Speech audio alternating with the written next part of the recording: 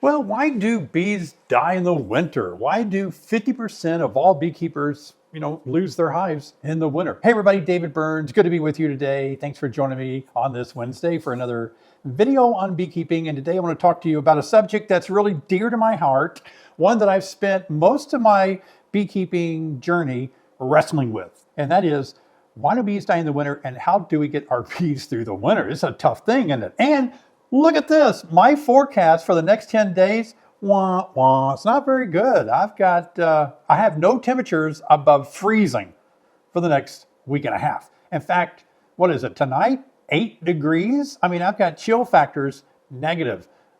In the negative. So, and that's reaching way down south. I know a lot of you as beekeepers way down south are experiencing this cold snap, even more snow. And I know you're probably tired of me hearing me talk about more snow and all, but I want to talk about a subject that is perplexing to me. And that is, why are beekeepers losing bees in the winter? We always say it's because of mites.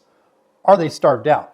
And I think that's true. And I'm sure I say that a lot, but now I'm starting to piece together.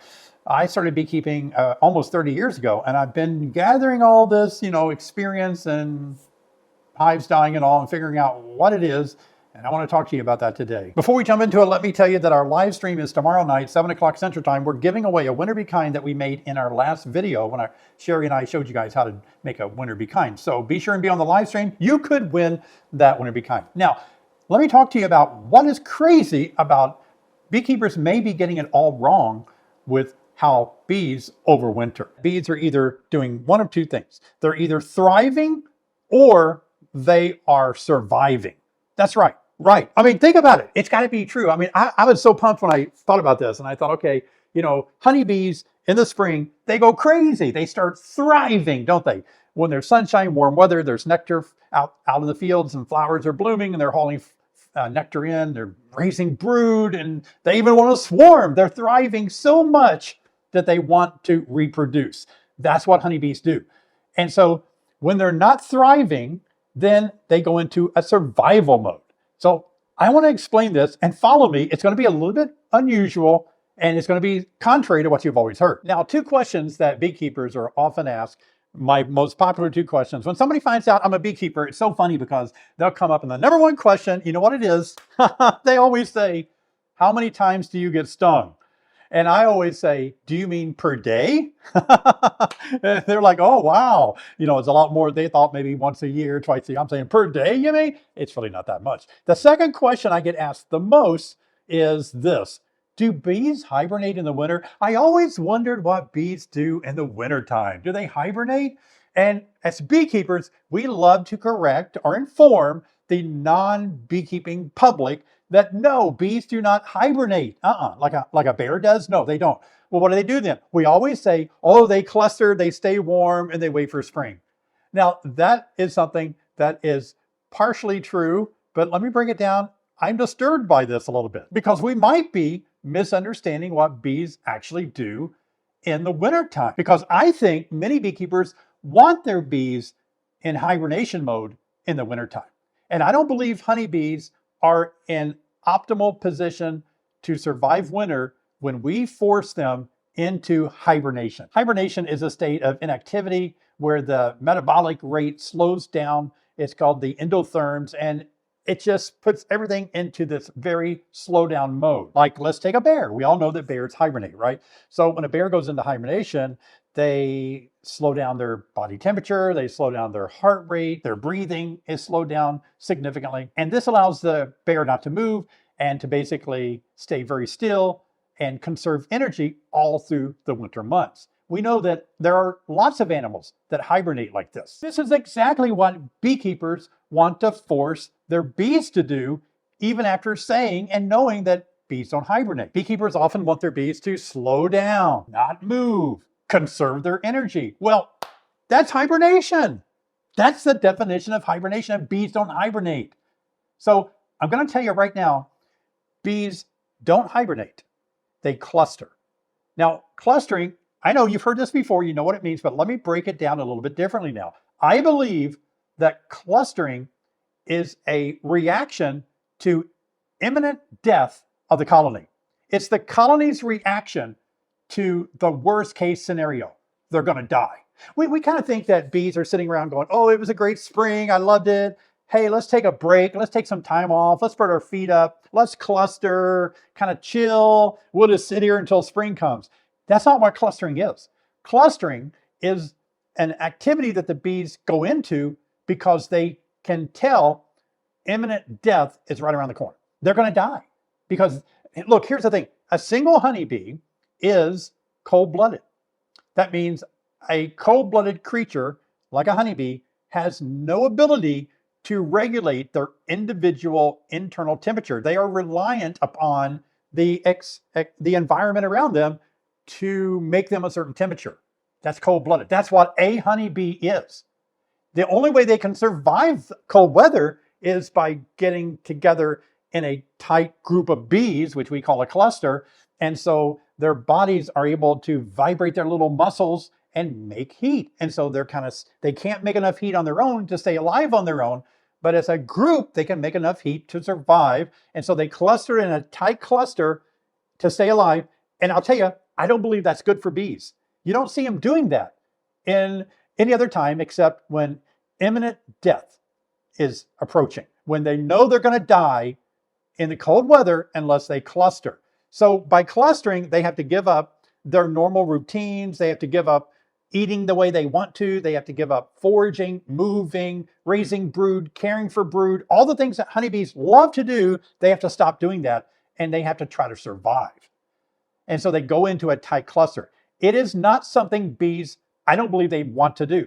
Nobody likes to live their life in survival mode. They want to thrive, but instead they're surviving. And that's why years ago, I began experimenting on how can I possibly keep bees more active in the wintertime. Now, I know that goes against everything that almost 99% of beekeepers believe in. And that is, let's get them slowed down, quiet, hibernating. Let's cover them up, wrap them up, and just keep them in there. And hopefully they don't move. We'll get them at the right temperature where there's no activity. I don't believe that is the healthiest way that bees can live. Nobody lives in a state of inactivity as healthy as they would if they were active. And that includes honeybees, by the way. Honeybees are much more healthier when they're active and they're doing what they're supposed to be doing. The only thing's different is winter has caused them to be inactive. Let's face it, even as humans, if winter keeps us indoors, we can't exercise outside anymore. We can't go for walks. We can't enjoy sunshine. We can't get vitamin D. We get inactive. Somebody can't come up to us and say, well, just stay in your house, put a blanket on, and eat a bunch of food on your couch, and you'll be clustering and you'll get through winter. In spring, you can take your blanket off and you can go outside. All of us know that we won't be as healthy if we go into that inactivity state. And I don't think bees are either. And that's why what I believe in and have practiced for years, decades, is that I believe that I'm trying to keep bees by feeding them the winter beekeeping board. I'm trying to keep them from going into what I call a deep cluster. All bees are going to cluster because, it's cold, right? On the coldest of cold days, that's their way of surviving. It is a survival instinct. It is to avoid death. And that is not good for bees to be near death, but not quite dying yet. And so if I feed them, what happens is it spurs them on to generate more heat and raise more brood. That's what bees love to do. This is crazy. I'm getting pumped and excited. Bees love to raise brood, and they can't do it if there's no resources. That's why you see brood being raised in the spring. It's because bees see flowers blooming and there's a resource, they bring it back, and they have a little checklist inside the hive. What do we need to raise brood? There needs to be a nectar source. Check. The queen needs to be able to lay in comb. Check. And that's what I have tried to do over the last decade and a half, is feed my bees a winter beekeeping substance. So in the winter, they were able to eat it and check these off. We have room to lay eggs, and we have this incoming nectar source. This candy is right above us, and it has the proteins, the carbohydrates that we need to activate our glands to feed the larvae and raise brood. And it's amazing how well it works. In fact, sometimes I've taken my thermal cameras out there. On cold days, my bees are not clustering at all because they're able to eat, get warm, raise brood, care for brood, and keep the whole thing going and more active. So I guess the best way for me to describe it is that I get it. I'm not saying that that clustering is not a thing that bees shouldn't do. Bees are going to cluster. But instead of being in a tight cluster, because it's going to be 8 degrees tonight, I'm putting candy on top of the cluster So the cluster and the bees move up there and they eat that candy. It warms them up. They're active, they're movement, they're healthier being active. They can lay, the queen can lay eggs, they can take care of brood. And you can just watch my videos. Some of you might question this theory and this concept, but I've been doing it, and other beekeepers that have followed me have done it for well over a decade, and it works. And what's amazing is that you come out of winter with a very robust colony, very healthy, very populated colony. And all we're doing is not forcing the bees to go into hibernation mode, even though we call it cluster mode, because again, we're not keeping them down. We're trying to keep them somewhere between being active in the spring and clustered in the winter, somewhere in the middle by feeding them, so they're not clustering as tightly.